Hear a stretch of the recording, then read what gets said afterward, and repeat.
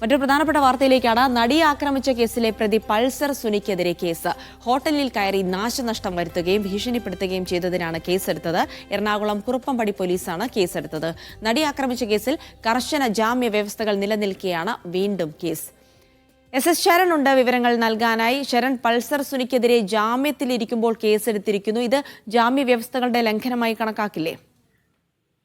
തീർച്ചയായും ജാമ്യ വ്യവസ്ഥകളുടെ ലംഘനമായി തന്നെ കണക്കാക്കും. ഇത് സംബന്ധിച്ചുള്ള റിപ്പോർട്ട് പോലീസ് കോടതിയിൽ സമർപ്പിക്കുമെന്നുള്ളതാണ് നമ്മൾ പ്രതീക്ഷിക്കുന്നത്. ജിൽസി, എന്തായാലും നടിയെ ആക്രമിച്ച കേസിൽ ഒന്നാം പ്രതിയായ പൾസർ സുനിക്ക് കർശന ജാമ്യ വ്യവസ്ഥകളോടെയാണ് നേരത്തെ വിചാരണ കോടതി ജാമ്യം അനുവദിച്ചിരുന്നത്. അതിന് പിന്നാലെ കഴിഞ്ഞ കുറെ നാളുകളായിട്ട് ഈ പൾസർ സുനി പുറത്താണ് ഉണ്ടായിരുന്നത്. ഇതിനിടയിൽ ഇന്നലെ രാത്രിയാണ് ഈ സംഭവം ഉണ്ടായിരിക്കുന്നത്. അതായത് കുറുപ്പംപടിയിലെ ഒരു ഹോട്ടലിലേക്ക് ഭക്ഷണം കഴിക്കാനായിട്ടാണ് പൾസർ സുനിയും ഒരു സുഹൃത്തും കൂടി ചേർന്ന് വന്നിരുന്നത്. അതിനുശേഷം അവിടെ ഓർഡർ എടുക്കാൻ വൈകിയെന്ന് പറഞ്ഞുകൊണ്ടാണ് അവിടുത്തെ വെയിറ്ററിന് നേരെയുള്ള അതിക്രമം. അതായത് ഓർഡർ എടുക്കാൻ വൈകിയെന്ന് പറഞ്ഞുകൊണ്ട് അസഭ്യം പറയുകയും ഒപ്പം തന്നെ അവിടെയുള്ള കസേരകൾ വലിച്ചെറിഞ്ഞ് ചില്ലി ഗ്ലാസുകളൊക്കെ തകർക്കുകയും ചെയ്തു എന്നുള്ളതാണ് ഈ FIR നിന്ന് നമുക്ക് മനസ്സിലാക്കാൻ കഴിഞ്ഞിരിക്കുന്നത്. എന്തായാലും കുറുപ്പംപടി പോലീസാണ് പൾസർ സുനിക്കെതിരെ കേസ് എടുത്തിരിക്കുന്നത്. ഭീഷണിപ്പെടുത്തുകയും ഒപ്പം തന്നെ നാശനഷ്ടം വരുത്തിയതിനുമാണ് കേസ് രജിസ്റ്റർ ചെയ്തിരിക്കുന്നത്.